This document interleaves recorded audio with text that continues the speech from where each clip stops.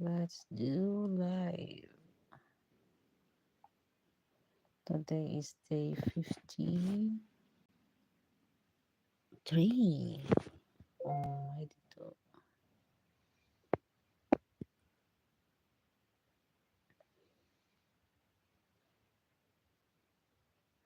Wait a minute.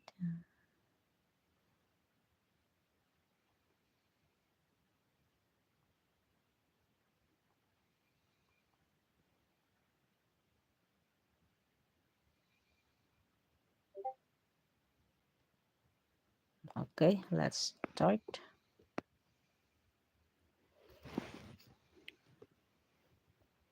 Good morning, everyone. Good morning. Daniel first. God is in fire. We're going to read Daniel 1 to 7, 1 to 12 and Psalm 84 and 85.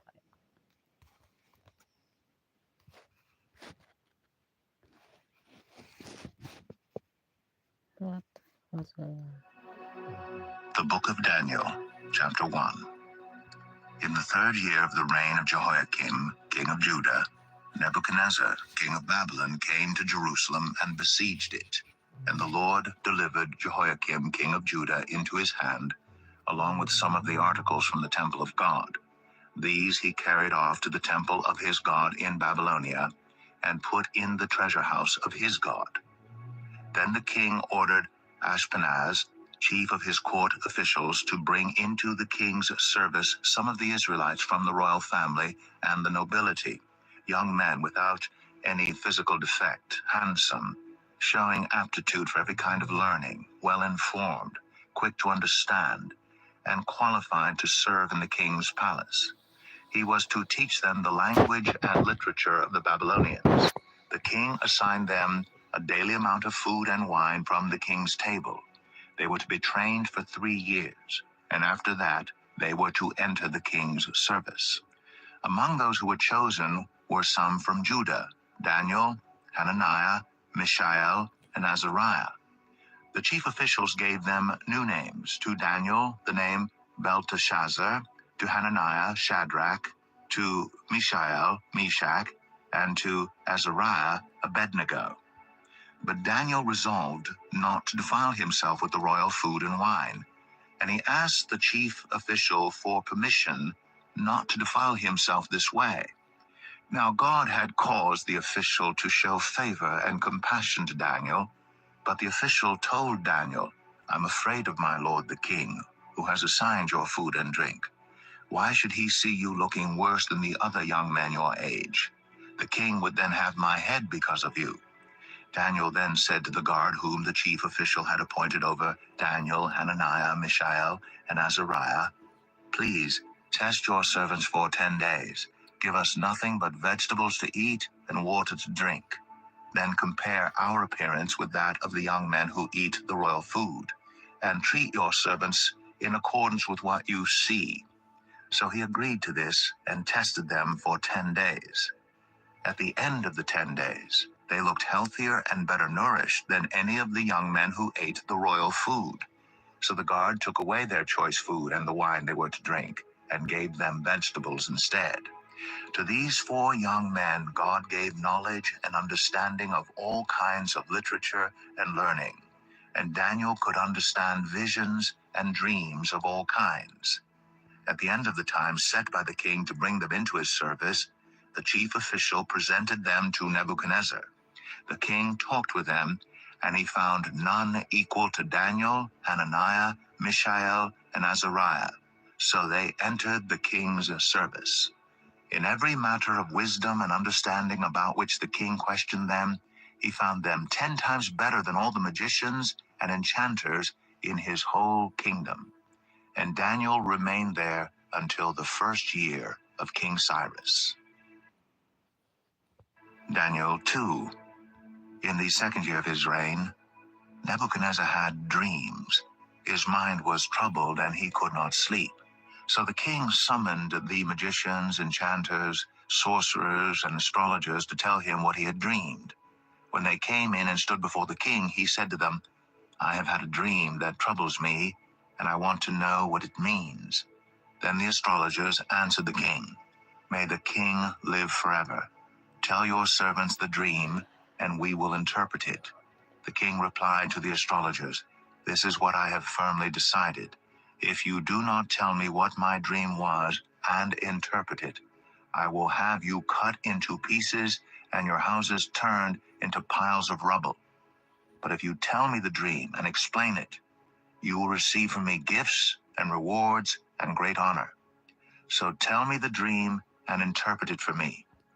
Once more they replied, "Let the king tell his servants the dream, and we will interpret it." Then the king answered, "I am certain that you are trying to gain time because you realize that this is what I have firmly decided. If you do not tell me the dream, there is only one penalty for you. You have conspired to tell me misleading and wicked things, hoping the situation will change. So then, tell me the dream, and I will know that you can interpret it for me." The astrologers answered the king, "There's no one on earth who can do what the king asks. No king, however great and mighty, has ever asked such a thing of any magician or enchanter or astrologer. What the king asks is too difficult. No one can reveal it to the king except the gods, and they do not live among humans." This made the king so angry and furious that he ordered the execution of all the wise men of Babylon. So the decree was issued to put the wise men to death, and men were sent to look for Daniel and his friends to put them to death. When Arioch, the commander of the king's guard, had gone out to put to death the wise men of Babylon, Daniel spoke to him with wisdom and tact. He asked the king's officer, "Why did the king issue such a harsh decree?" Arioch then explained the matter to Daniel. At this, Daniel went in to the king and asked for time, so that he might interpret the dream for him. Then Daniel returned to his house and explained the matter to his friends, Hananiah, Mishael, and Azariah. He urged them to plead for mercy from the God of heaven concerning this mystery, so that he and his friends might not be executed with the rest of the wise men of Babylon. During the night, the mystery was revealed to Daniel in a vision. Then Daniel praised the God of heaven and said, "Praise be to the name of God forever and ever. Wisdom and power are his. He changes times and seasons. He deposes kings and raises up others. He gives wisdom to the wise and knowledge to the discerning. He reveals deep and hidden things. He knows what lies in darkness, and light dwells with him. I thank and praise you, God of my ancestors. You have given me wisdom and power. You have made known to me what we asked of you. You have made known to us the dream of the king." Then Daniel went to Arioch, whom the king had appointed to execute the wise men of Babylon, and said to him, "Do not execute the wise men of Babylon. Take me to the king, and I will interpret his dream for him." Arioch took Daniel to the king at once and said, "I have found a man among the exiles from Judah who can tell the king what his dream means." The king asked Daniel, also called Belteshazzar, "Are you able to tell me what I saw in my dream and interpret it?" Daniel replied, "No wise man, enchanter, magician, or diviner can explain to the king the mystery he has asked about. But there is a God in heaven who reveals mysteries. He has shown King Nebuchadnezzar what will happen in days to come. Your dream and the visions that passed through your mind as you were lying in bed are these. As your majesty was lying there, your mind turned to things to come, and the revealer of mysteries showed you what is going to happen. As for me, this mystery has been revealed to me not because I have greater wisdom than anyone else alive, but so that your majesty may know the interpretation and that you may understand what went through your mind. Your majesty looked, and there before you stood a large statue, an enormous, dazzling statue, awesome in appearance. The head of the statue was made of pure gold, its chest and arms of silver, its belly and thighs of bronze, its legs of iron, its feet partly of iron and partly of baked clay. While you were watching, a rock was cut out, but not by human hands. It struck the statue on its feet of iron and clay and smashed them. Then the iron, the clay, the bronze, the silver, and the gold were all broken to pieces and became like chaff on a threshing floor in the summer. The wind swept them away without leaving a trace, but the rock that struck the statue became a huge mountain and filled the whole earth. This was the dream, and now we will interpret it to the king. Your Majesty, you are the King of Kings. The God of heaven has given you dominion and power and might and glory. In your hands he has placed all mankind, and the beasts of the field and the birds in the sky. Wherever they live, he has made you ruler over them all. You are that head of gold. After you, another kingdom will arise, inferior to yours. Next, a third kingdom, one of bronze, will rule over the whole earth. Finally, there will be a fourth kingdom, strong as iron.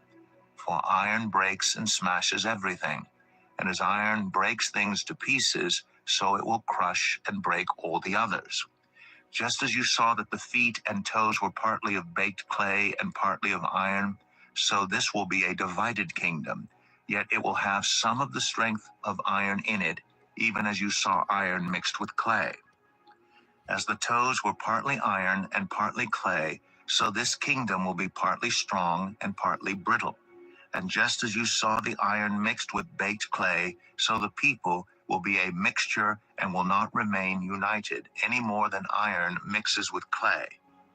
In the time of those kings, the God of heaven will set up a kingdom that will never be destroyed, nor will it be left to another people. It will crush all those kingdoms and bring them to an end, but it will itself endure forever. This is the meaning of the vision of the rock cut out of a mountain, but not by human hands, a rock that broke the iron, the bronze, the clay, the silver, and the gold to pieces. The great God has shown the king what will take place in the future. The dream is true, and its interpretation is trustworthy. Then King Nebuchadnezzar fell prostrate before Daniel and paid him honor, and ordered that an offering and incense be presented to him.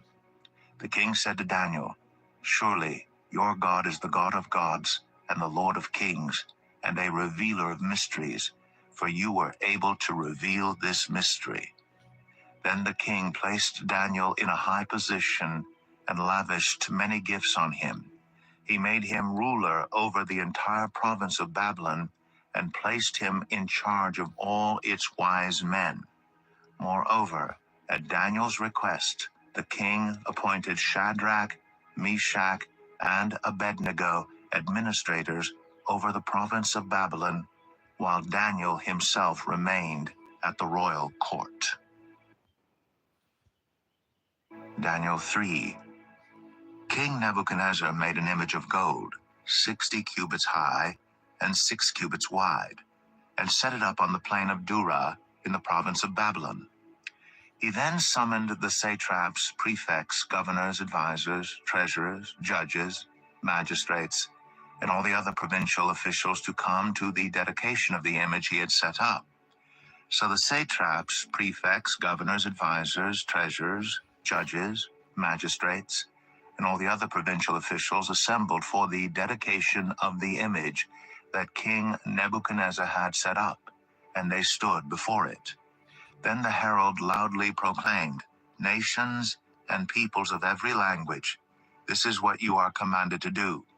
As soon as you hear the sound of the horn, flute, zither, lyre, harp, pipe, and all kinds of music, you must fall down and worship the image of gold that King Nebuchadnezzar has set up.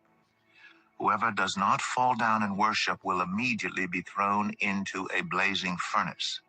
Therefore, as soon as they heard the sound of the horn, flute, zither, lyre, harp, and all kinds of music, all the nations and peoples of every language fell down and worshipped the image of gold that King Nebuchadnezzar had set up.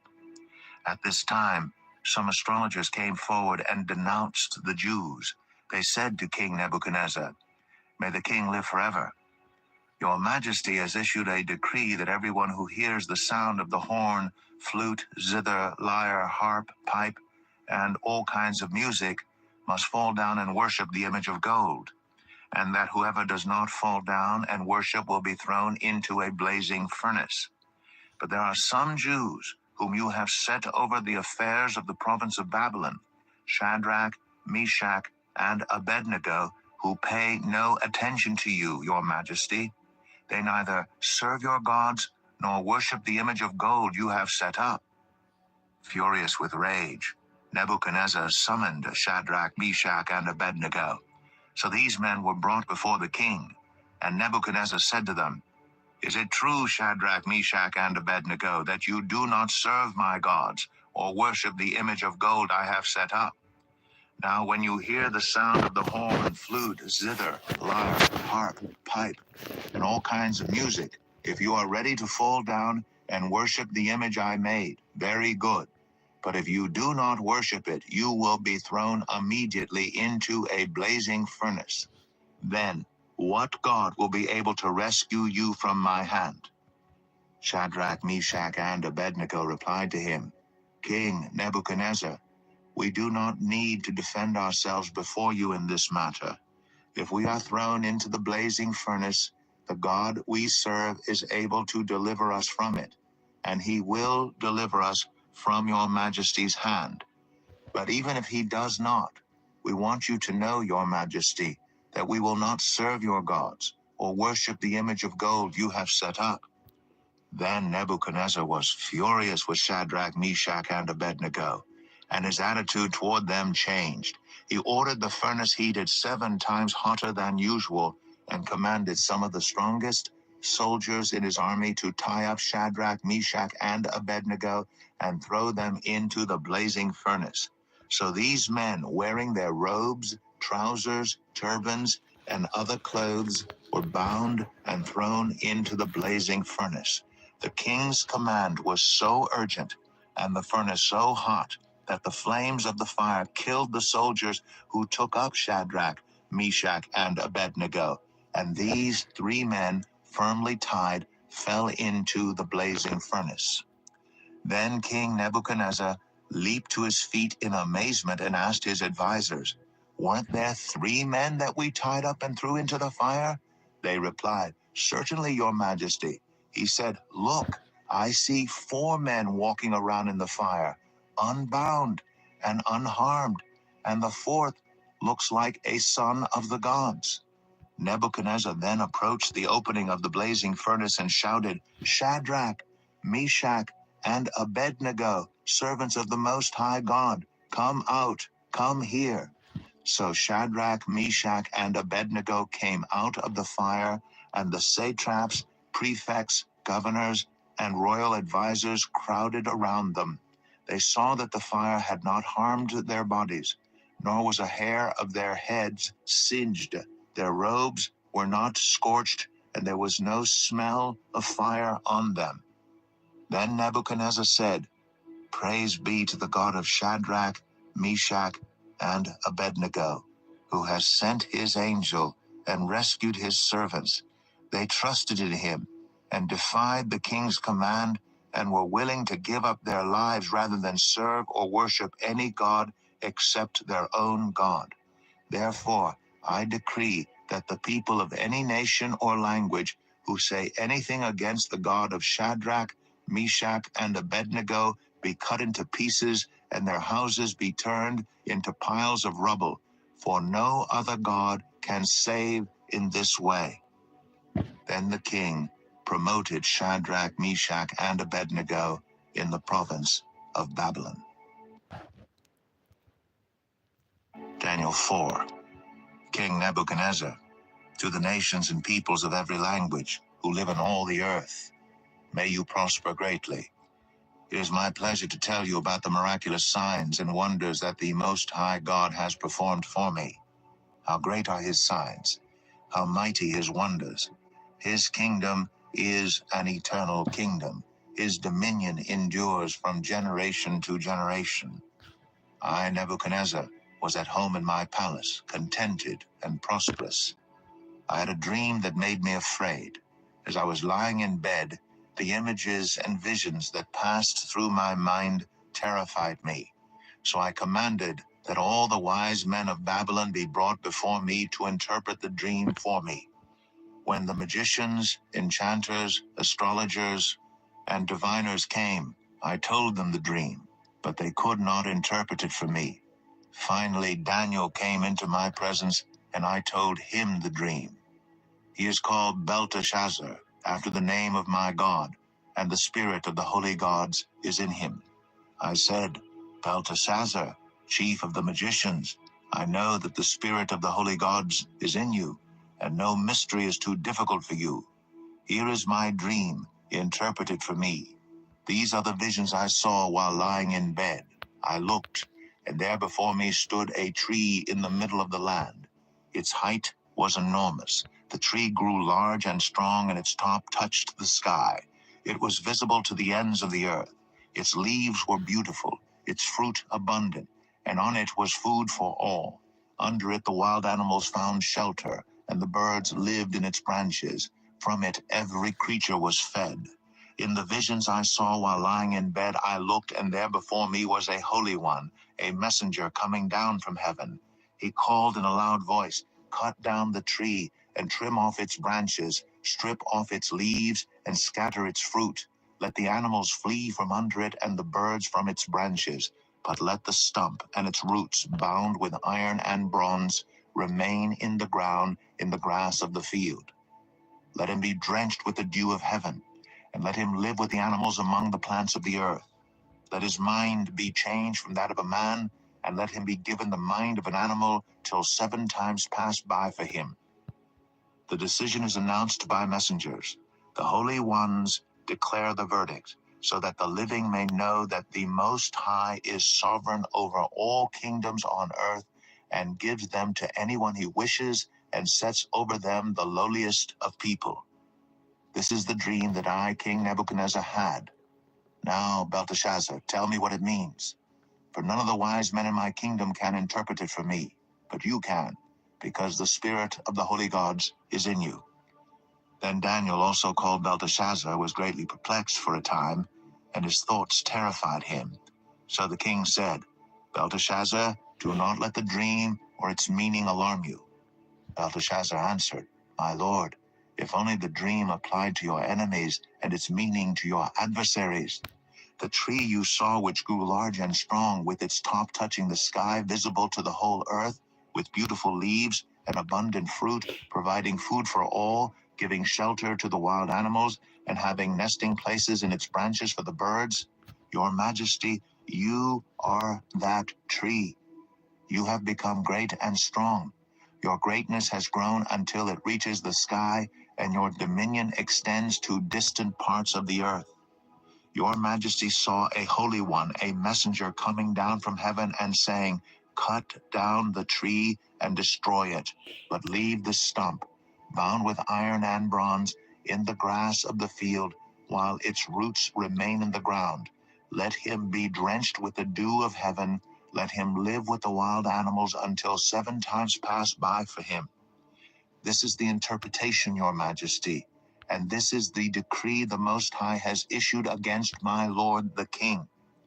You will be driven away from people and will live with the wild animals. You will eat grass like the ox and be drenched with the dew of heaven. 7 times will pass by for you until you acknowledge that the Most High is sovereign over all kingdoms on earth and gives them to anyone he wishes.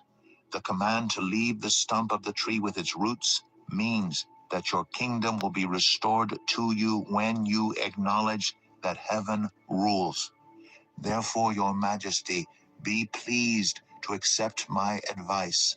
Renounce your sins by doing what is right, and your wickedness by being kind to the oppressed. It may be that then your prosperity will continue. All this happened to King Nebuchadnezzar.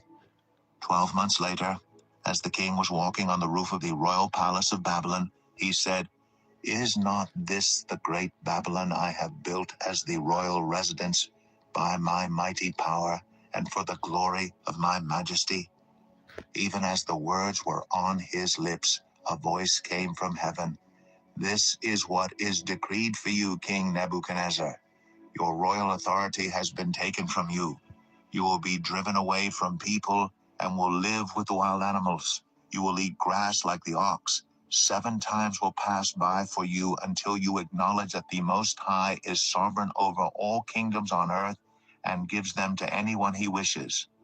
Immediately, what had been said about Nebuchadnezzar was fulfilled. He was driven away from people and ate grass like the ox.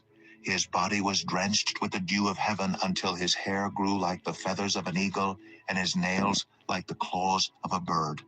At the end of that time, I, Nebuchadnezzar, raised my eyes toward heaven, and my sanity was restored. Then I praised the Most High. I honored and glorified him who lives forever. His dominion is an eternal dominion. His kingdom endures from generation to generation. All the peoples of the earth are regarded as nothing. He does as he pleases with the powers of heaven and the peoples of the earth. No one can hold back his hand or say to him, "What have you done?" At the same time that my sanity was restored, my honor and splendor were returned to me for the glory of my kingdom. My advisors and nobles sought me out, and I was restored to my throne and became even greater than before. Now I, Nebuchadnezzar, praise and exalt and glorify the King of heaven, because everything he does is right, and all his ways are just. And those who walk in pride, he is able to humble. Daniel 5. King Belshazzar gave a great banquet for 1,000 of his nobles and drank wine with them. While Belshazzar was drinking his wine, he gave orders to bring in the gold and silver goblets that Nebuchadnezzar his father had taken from the temple in Jerusalem, so that the king and his nobles, his wives, and his concubines might drink from them. So they brought in the gold goblets that had been taken from the temple of God in Jerusalem, and the king and his nobles, his wives, and his concubines drank from them. As they drank the wine, they praised the gods of gold and silver, of bronze, iron, wood, and stone. Suddenly, the fingers of a human hand appeared and wrote on the plaster of the wall near the lampstand in the royal palace. The king watched the hand as it wrote. His face turned pale, and he was so frightened that his legs became weak and his knees were knocking. The king summoned the enchanters, astrologers, and diviners. Then he said to these wise men of Babylon, "Whoever reads this writing and tells me what it means will be clothed in purple and have a gold chain placed around his neck, and he will be made the 3rd highest ruler in the kingdom." Then all the king's wise men came in, but they could not read the writing or tell the king what it meant. So King Belshazzar became even more terrified, and his face grew more pale. His nobles were baffled. The queen, hearing the voices of the king and his nobles, came into the banquet hall. "May the king live forever," she said. "Don't be alarmed. Don't look so pale. There is a man in your kingdom who has the spirit of the holy gods in him. In the time of your father, he was found to have insight and intelligence and wisdom like that of the gods. Your father, King Nebuchadnezzar, appointed him chief of the magicians, enchanters, astrologers, and diviners. He did this because Daniel, whom the king called Belteshazzar, was found to have a keen mind and knowledge and understanding, and also the ability to interpret dreams, explain riddles, and solve difficult problems. Call for Daniel, and he will tell you what the writing means." So Daniel was brought before the king, and the king said to him, "Are you Daniel, one of the exiles my father the king brought from Judah?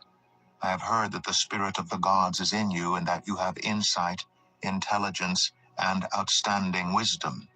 The wise men and enchanters were brought before me to read this writing and tell me what it means, but they could not explain it. Now I have heard that you are able to give interpretations and to solve difficult problems.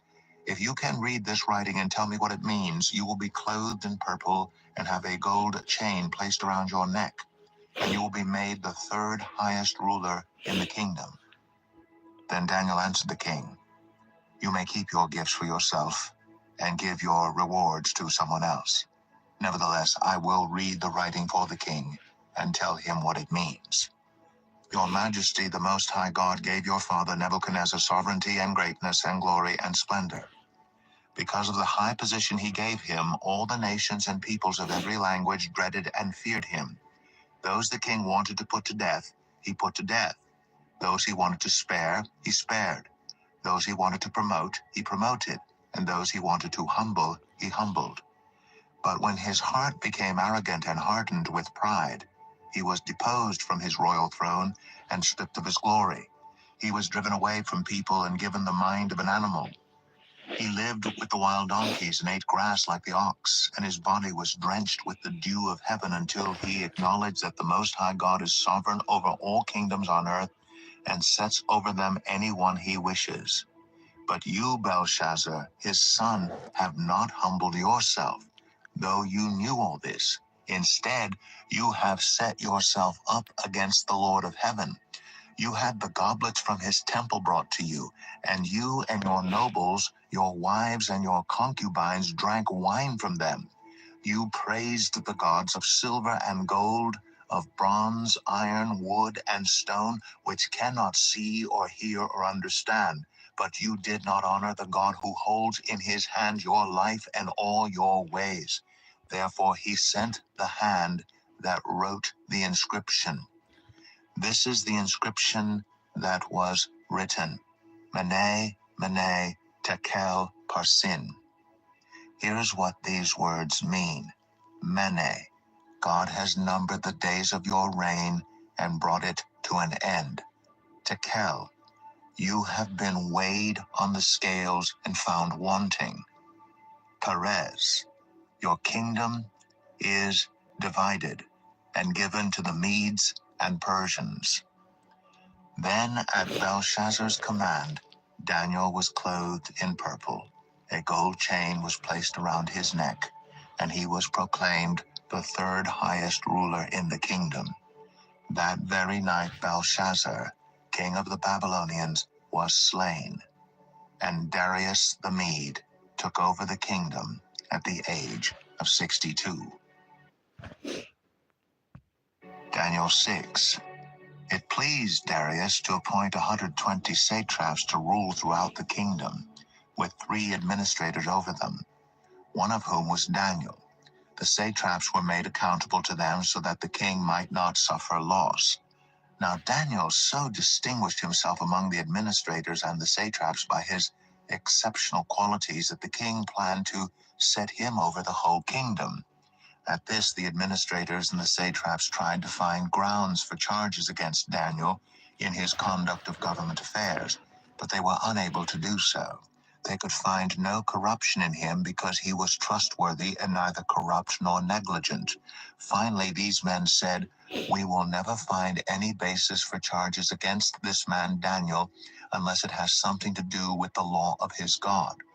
So these administrators and satraps went as a group to the king and said, "May King Darius live forever." The royal administrators, prefects, satraps, advisors, and governors have all agreed that the king should issue an edict and enforce the decree that anyone who prays to any god or human being during the next 30 days, except to you, your majesty, shall be thrown into the lion's den. Now, your majesty, issue the decree and put it in writing so that it cannot be altered, in accordance with the law of the Medes and Persians, which cannot be repealed. So King Darius put the decree in writing. Now when Daniel learned that the decree had been published, he went home to his upstairs room where the windows opened toward Jerusalem. 3 times a day he got down on his knees and prayed, giving thanks to his God just as he had done before. Then these men went as a group and found Daniel praying and asking God for help. So they went to the king and spoke to him about his royal decree. Did you not publish a decree that during the next 30 days anyone who prays to any god or human being except to you, your majesty, would be thrown into the lion's den?" The king answered, "The decree stands in accordance with the law of the Medes and Persians, which cannot be repealed." Then they said to the king, "Daniel, who is one of the exiles from Judah, pays no attention to you, your majesty, or to the decree you put in writing. He still prays 3 times a day." When the king heard this, he was greatly distressed. He was determined to rescue Daniel and made every effort until sundown to save him. Then the men went as a group to King Darius and said to him, "Remember, your majesty, that according to the law of the Medes and Persians, no decree or edict that the king issues can be changed."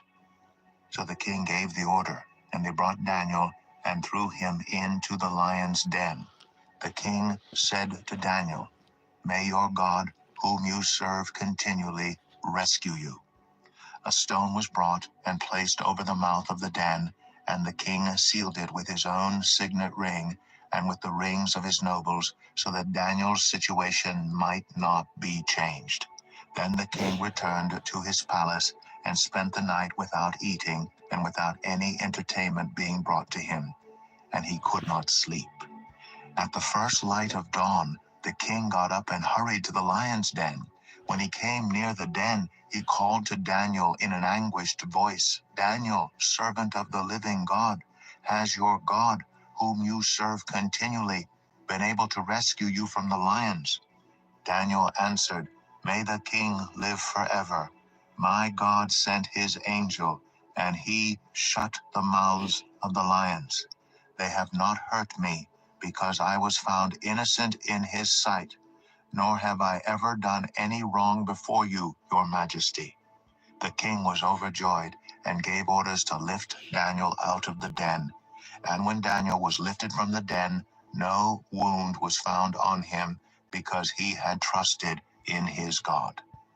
At the king's command, the men who had falsely accused Daniel were brought in and thrown into the lion's den, along with their wives and children. And before they reached the floor of the den, the lions overpowered them and crushed all their bones. Then King Darius wrote to all the nations and peoples of every language in all the earth, "May you prosper greatly. I issue a decree that in every part of my kingdom people must fear and reverence the God of Daniel. For he is the living God, and he endures forever. His kingdom will not be destroyed. His dominion will never end. He rescues and he saves. He performs signs and wonders in the heavens and on the earth. He has rescued Daniel from the power of the lions." So Daniel prospered during the reign of Darius and the reign of Cyrus the Persian. Daniel 7. In the first year of Belshazzar, king of Babylon, Daniel had a dream, and visions passed through his mind as he was lying in bed. He wrote down the substance of his dream. Daniel said, "In my vision at night I looked, and there before me were the 4 winds of heaven, churning up the great sea. 4 great beasts, each different from the others, came up out of the sea. The first was like a lion, and it had the wings of an eagle. I watched until its wings were torn off, and it was lifted from the ground so that it stood on 2 feet like a human being, and the mind of a human was given to it. And there before me was a second beast, which looked like a bear. It was raised up on one of its sides, and it had 3 ribs in its mouth between its teeth. It was told, 'Get up and eat your fill of flesh.' After that I looked, and there before me was another beast, one that looked like a leopard, and on its back it had 4 wings like those of a bird. This beast had 4 heads, and it was given authority to rule. After that, in my vision at night I looked, and there before me was a 4th beast, terrifying and frightening and very powerful. It had large iron teeth. It crushed and devoured its victims and trampled underfoot whatever was left. It was different from all the former beasts, and it had 10 horns. While I was thinking about the horns, there before me was another horn, a little one, which came up among them, and 3 of the first horns were uprooted before it. This horn had eyes like the eyes of a human being, and a mouth that spoke boastfully. As I looked, thrones were set in place, and the Ancient of Days took his seat. His clothing was as white as snow. The hair of his head was white like wool. His throne was flaming with fire, and its wheels were all ablaze. A river of fire was flowing, coming out from before him. Thousands upon thousands attended him. 10,000 times 10,000 stood before him. The court was seated, and the books were opened. Then I continued to watch because of the boastful words the horn was speaking. I kept looking until the beast was slain, and its body destroyed and thrown into the blazing fire. The other beasts had been stripped of their authority, but were allowed to live for a period of time. In my vision at night I looked, and there before me was one like a son of man, coming with the clouds of heaven. He approached the Ancient of Days and was led into his presence. He was given authority, glory, and sovereign power. All nations and peoples of every language worshipped him. His dominion is an everlasting dominion that will not pass away, and his kingdom is one that will never be destroyed. I, Daniel, was troubled in spirit, and the visions that passed through my mind disturbed me. I approached one of those standing there, and asked him the meaning of all this. So he told me and gave me the interpretation of these things. The four great beasts are four kings that will rise from the earth. But the holy people of the Most High will receive the kingdom and will possess it forever, yes, forever and ever.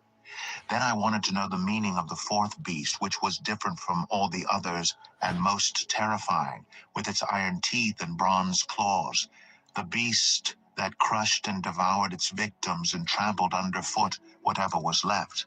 I also wanted to know about the 10 horns on its head, and about the other horn that came up, before which 3 of them fell. The horn that looked more imposing than the others, and that had eyes and a mouth that spoke boastfully. As I watched, this horn was waging war against the holy people and defeating them, until the Ancient of Days came and pronounced judgment in favor of the holy people of the Most High, and the time came when they possessed the kingdom. He gave me this explanation. The fourth beast is a fourth kingdom that will appear on earth. It will be different from all the other kingdoms and will devour the whole earth, trampling it down and crushing it. The 10 horns are 10 kings who will come from this kingdom.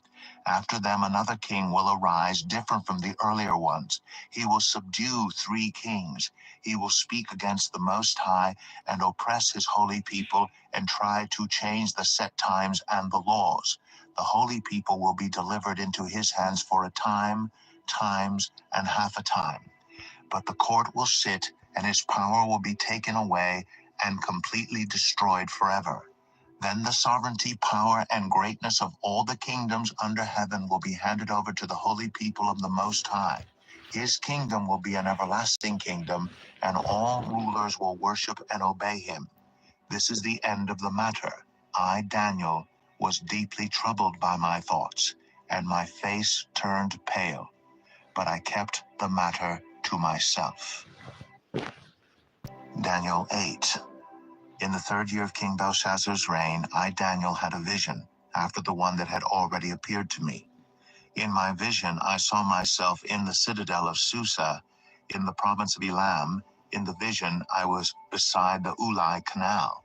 I looked up, and there before me was a ram with 2 horns standing beside the canal, and the horns were long.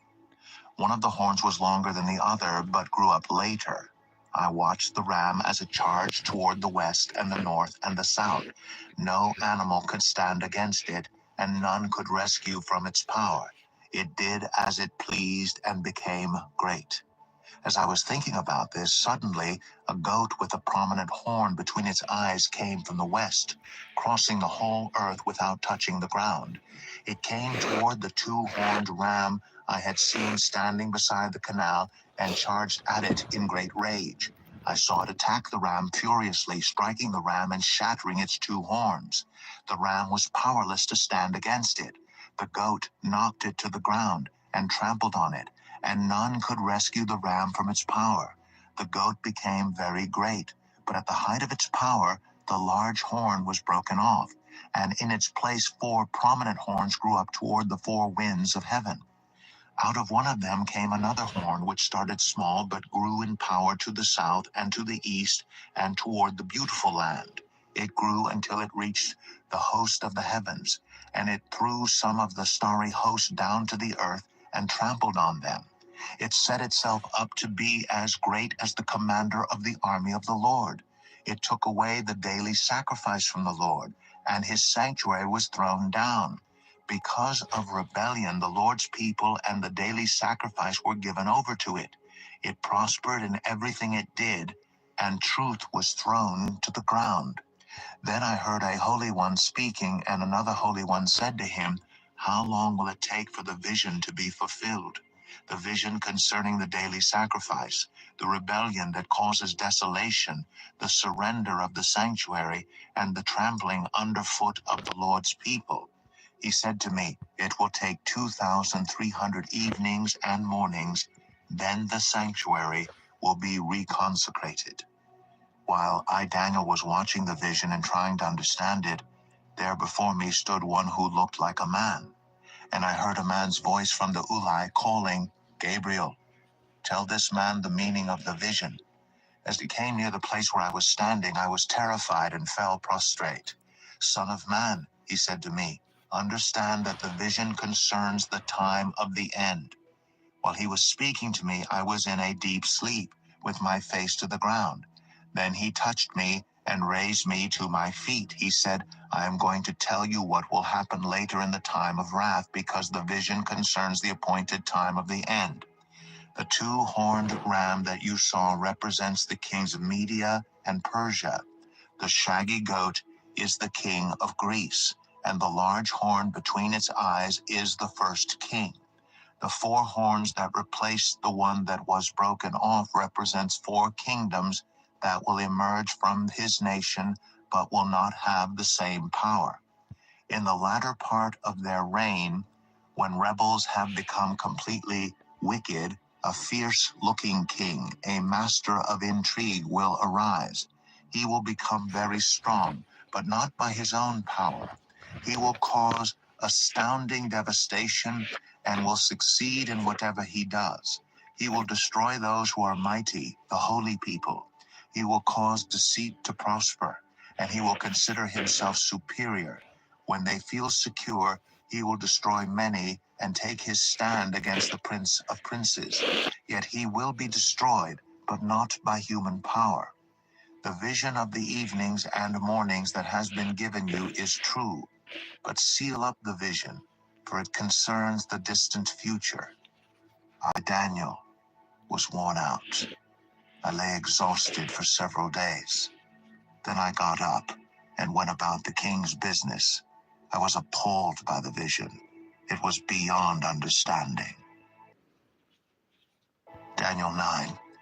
In the first year of Darius, son of Xerxes, a Mede by descent, who was made ruler over the Babylonian kingdom, in the first year of his reign, I, Daniel, understood from the scriptures, according to the word of the Lord given to Jeremiah the prophet, that the desolation of Jerusalem would last 70 years. So I turned to the Lord God and pleaded with him in prayer and petition, in fasting, and in sackcloth and ashes. I prayed to the Lord my God and confessed, "Lord, the great and awesome God, who keeps his covenant of love with those who love him and keep his commandments, we have sinned and done wrong. We have been wicked and have rebelled. We have turned away from your commands and laws. We have not listened to your servants, the prophets, who spoke in your name to our kings, our princes, and our ancestors, and to all the people of the land. Lord, you are righteous, but this day we are covered with shame. The people of Judah and the inhabitants of Jerusalem and all Israel, both near and far, and all the countries where you have scattered us because of our unfaithfulness to you. We and our kings, our princes, and our ancestors are covered with shame, Lord, because we have sinned against you. The Lord our God is merciful and forgiving, even though we have rebelled against him. We have not obeyed the Lord our God or kept the laws he gave us through his servants the prophets. All Israel has transgressed your law and turned away, refusing to obey you. Therefore the curses and sworn judgments written in the law of Moses, the servant of God, have been poured out on us because we have sinned against you. You have fulfilled the word spoken against us and against our rulers by bringing on us great disaster. Under the whole heaven, nothing has ever been done like what has been done to Jerusalem. Just as it is written in the law of Moses, all this disaster has come on us, yet we have not sought the favor of the Lord our God by turning from our sins and giving attention to your truth. The Lord did not hesitate to bring the disaster on us, for the Lord our God is righteous in everything he does, yet we have not obeyed him. Now, Lord our God, who brought your people out of Egypt with a mighty hand, and who made for yourself a name that endures to this day, we have sinned, we have done wrong.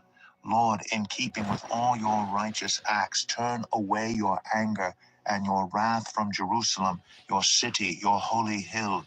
Our sins and the iniquities of our ancestors have made Jerusalem and your people an object of scorn to all those around us. Now, our God, hear the prayers and petitions of your servant. For your sake, Lord, look with favor on your desolate sanctuary. Give ear, our God, and hear. Open your eyes and see the desolation of the city that bears your name. We do not make requests of you because we are righteous, but because of your great mercy. Lord, listen. Lord, forgive. Lord, hear and act. For your sake, my God, do not delay, because your city and your people bear your name. While I was speaking and praying, confessing my sin and the sin of my people Israel, and making my request to the Lord my God for his holy hill, while I was still in prayer, Gabriel, the man I had seen in the earlier vision, came to me in swift flight about the time of the evening sacrifice. He instructed me and said to me, Daniel, I have now come to give you insight and understanding. As soon as you began to pray, a word went out, which I have come to tell you, for you are highly esteemed. Therefore consider the word and understand the vision. 77s are decreed for your people and your holy city to finish transgression, to put an end to sin, to atone for wickedness, to bring in everlasting righteousness, to seal up vision and prophecy, and to anoint the most holy place. Know and understand this.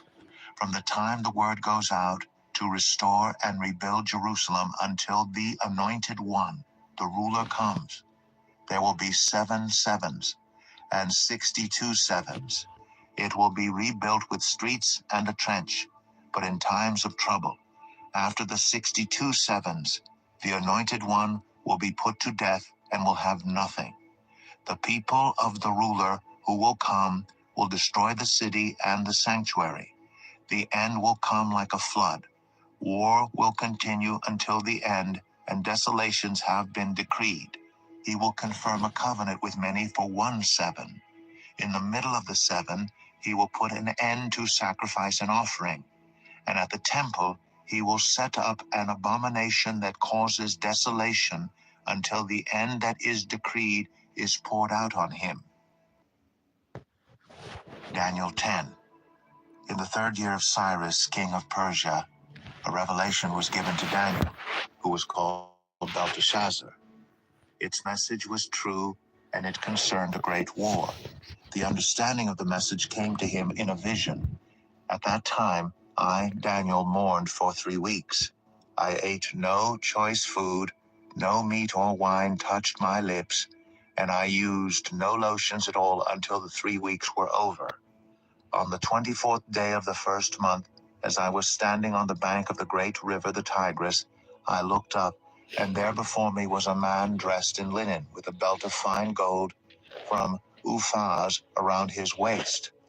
His body was like topaz, his face like lightning, his eyes like flaming torches, his arms and legs like the gleam of burnished bronze, and his voice like the sound of a multitude.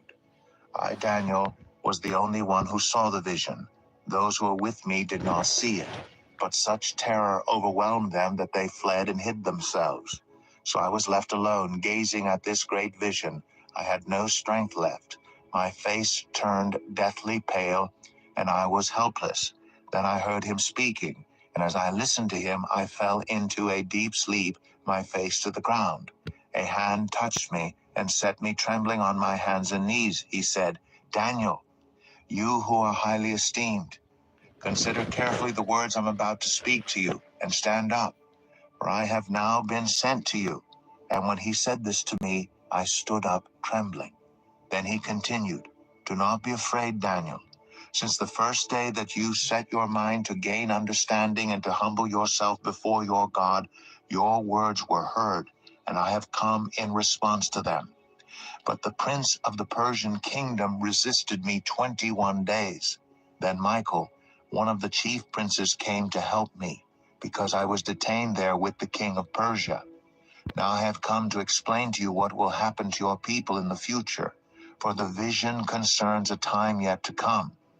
While he was saying this to me, I bowed with my face toward the ground and was speechless. Then one who looked like a man touched my lips, and I opened my mouth and began to speak. I said to the one standing before me, "I am overcome with anguish because of the vision, my lord, and I feel very weak. How can I, your servant, talk with you, my lord? My strength is gone, and I can hardly breathe." Again, the one who looked like a man touched me and gave me strength. "Do not be afraid, you who are highly esteemed," he said. "Peace, be strong now, be strong." When he spoke to me, I was strengthened and said, "Speak, my lord, since you have given me strength." So he said, "Do you know why I have come to you? Soon I will return to fight against the prince of Persia, and when I go, the prince of Greece will come. But first I will tell you what is written in the book of truth. No one supports me against them except Michael, your prince." Daniel 11. And in the first year of Darius the Mede, I took my stand to support and protect him. Now then, I tell you the truth. 3 more kings will arise in Persia, and then a 4th, who will be far richer than all the others. When he has gained power by his wealth, he will stir up everyone against the kingdom of Greece. Then a mighty king will arise, who will rule with great power and do as he pleases. After he has arisen, his empire will be broken up and parceled out toward the 4 winds of heaven. It will not go to his descendants, nor will it have the power he exercised, because his empire will be uprooted and given to others. The king of the south will become strong, but one of his commanders will become even stronger than he and will rule his own kingdom with great power. After some years, they will become allies. The daughter of the king of the south will go to the king of the north to make an alliance, but she will not retain her power, and he and his power will not last. In those days, she will be betrayed, together with her royal escort, and her father, and the one who supported her. One from her family line will arise to take her place. He will attack the forces of the king of the north and enter his fortress. He will fight against them and be victorious. He will also seize their gods, their metal images, and their valuable articles of silver and gold, and carry them off to Egypt.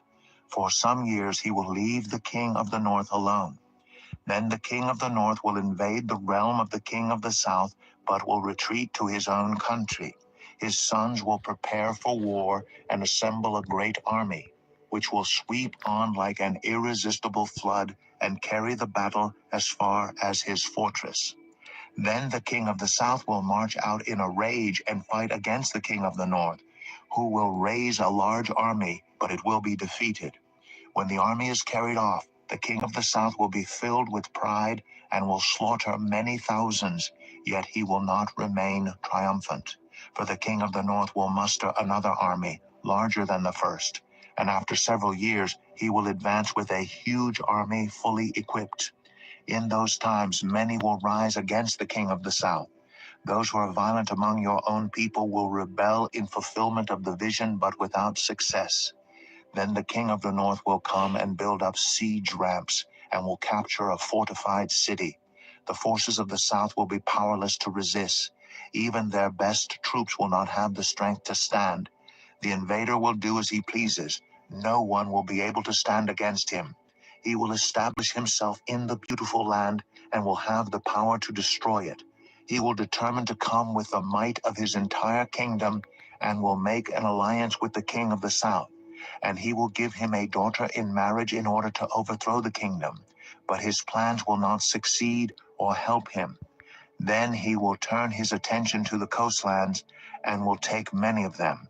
But a commander will put an end to his insolence and will turn his insolence back on him. After this, he will turn back toward the fortresses of his own country, but will stumble and fall to be seen no more. His successor will send out a tax collector to maintain the royal splendor.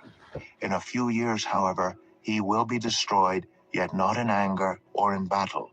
He will be succeeded by a contemptible person who has not been given the honor of royalty. He will invade the kingdom when its people feel secure, and he will seize it through intrigue. Then an overwhelming army will be swept away before him. Both it and the prince of the covenant will be destroyed. After coming to an agreement with him, he will act deceitfully, and with only a few people, he will rise to power. When the richest provinces feel secure, he will invade them and will achieve what neither his fathers nor his forefathers did.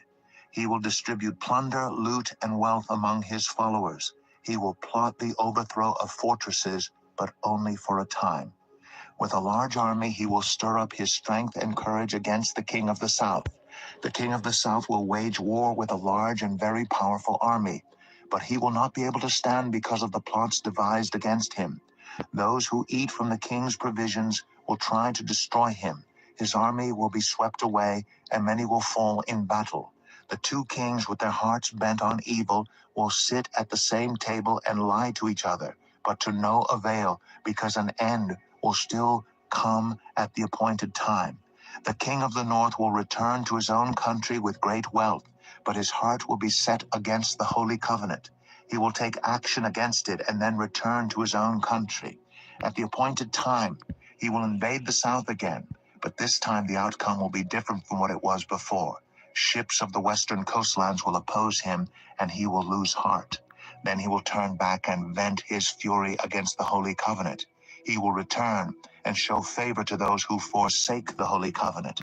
His armed forces will rise up to desecrate the temple fortress and will abolish the daily sacrifice. Then they will set up the abomination that causes desolation. With flattery, he will corrupt those who have violated the covenant, but the people who know their God will firmly resist him. Those who are wise will instruct many, though for a time they will fall by the sword or be burned or captured or plundered. When they fall, they will receive a little help, and many who are not sincere will join them. Some of the wise will stumble so that they may be refined, purified, and made spotless until the time of the end, for it will still come at the appointed time. The king will do as he pleases. He will exalt and magnify himself above every god, and will say unheard of things against the God of gods. He will be successful until the time of wrath is completed, for what has been determined must take place. He will show no regard for the gods of his ancestors, or for the one desired by women, nor will he regard any god, but will exalt himself above them all. Instead of them, he will honor a god of fortresses, a god unknown to his ancestors. He will honor with gold and silver, with precious stones and costly gifts. He will attack the mightiest fortresses with the help of a foreign god, and will greatly honor those who acknowledge him. He will make them rulers over many people, and will distribute the land at a price. At the time of the end, the king of the south will engage him in battle, and the king of the north will storm out against him with chariots and cavalry and a great fleet of ships. He will invade many countries and sweep through them like a flood. He will also invade the beautiful land. Many countries will fall, but Edom, Moab, and the leaders of Ammon will be delivered from his hand. He will extend his power over many countries. Egypt will not escape. He will gain control of the treasures of gold and silver and all the riches of Egypt, with the Libyans and Cushites in submission. But reports from the east and the north will alarm him, and he will set out in a great rage to destroy and annihilate many. He will pitch his royal tents between the seas at the beautiful holy mountain. Yet he will come to his end, and no one will help him. Daniel 12. At that time, Michael, the great prince who protects your people, will arise. There will be a time of distress, such as has not happened from the beginning of nations until then. But at that time, your people, everyone whose name is found written in the book, will be delivered. Multitudes who sleep in the dust of the earth will awake, some to everlasting life, others to shame and everlasting contempt. Those who are wise will shine like the brightness of the heavens, and those who lead many to righteousness like the stars forever and ever. But you, Daniel, roll up and seal the words of the scroll until the time of the end. Many will go here and there to increase knowledge. Then I, Daniel, looked, and there before me stood two others, one on this bank of the river, and one on the opposite bank.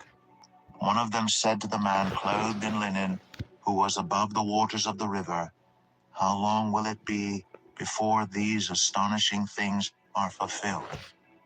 The man clothed in linen, who was above the waters of the river, lifted his right hand and his left hand toward heaven, and I heard him swear by him who lives forever, saying, "It will be for a time, times, and half a time.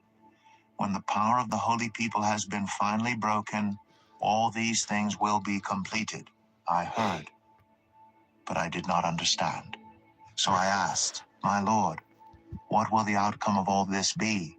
He replied, "Go your way, Daniel, because the words are rolled up and sealed until the time of the end.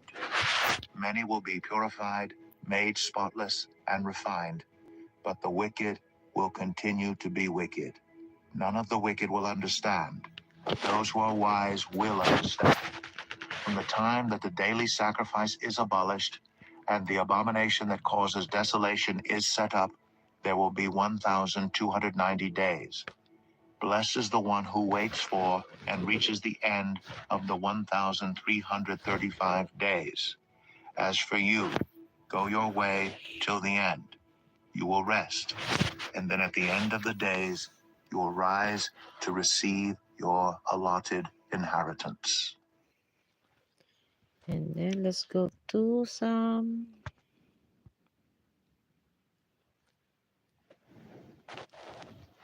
two chapter in Psalm 84.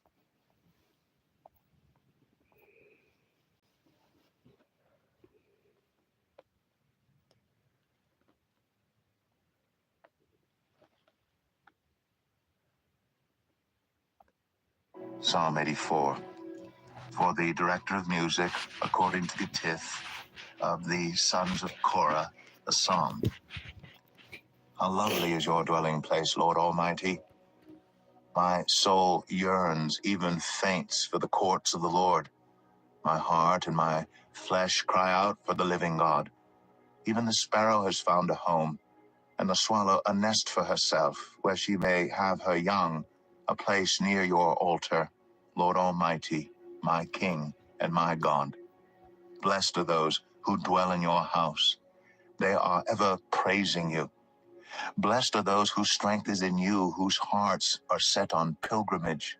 As they pass through the valley of Baca, they make it a place of springs. The autumn rains also cover it with pools. They go from strength to strength till each appears before God in Zion. Hear my prayer, Lord God Almighty. Listen to me, God of Jacob. Look on our shield, O God. Look with favor on your anointed one. Better is one day in your courts than 1,000 elsewhere. I would rather be a doorkeeper in the house of my God than dwell in the tents of the wicked. For the Lord God is a sun and shield. The Lord bestows favor and honor. No good thing does he withhold from those whose walk is blameless. Lord Almighty, blessed is the one who trusts in you. Psalm 85. For the director of music of the sons of Korah, a psalm. You, Lord, showed favor to your land. You restored the fortunes of Jacob. You forgave the iniquity of your people and covered all their sins. You set aside all your wrath and turned from your fierce anger. Restore us again, God our Savior, and put away your displeasure toward us. Will you be angry with us forever? Will you prolong your anger through all generations? Will you not revive us again, that your people may rejoice in you? Show us your unfailing love, Lord, and grant us your salvation. I will listen to what God the Lord says. He promises peace to his people, his faithful servants.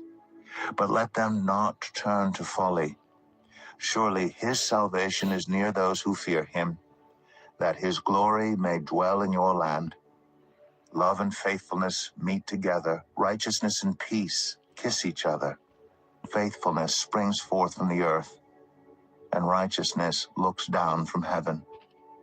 The Lord will indeed give what is good, and our land will yield its harvest. Righteousness goes before him and prepares the way for his steps. Oh, that's it for today. And thank you. Thank you to those who stay. Thank you so much. And God bless your day. Today is Sunday. Let's go to church and have more connection and to God spiritually. So, bye-bye.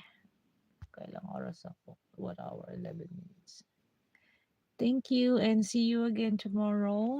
And later I have my daily life vlog. Maybe you can watch.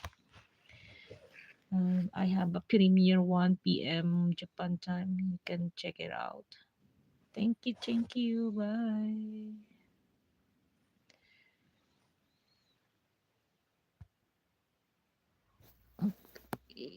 And yes, don't forget to go to church today. Sunday is God's day, family day, whatever you wanna call this day. Just don't forget to go to church. I might go. I will go. I'm new in this place, so I don't know where is it. I need to find the church here. Bye. Have a good day. Have a blessed day.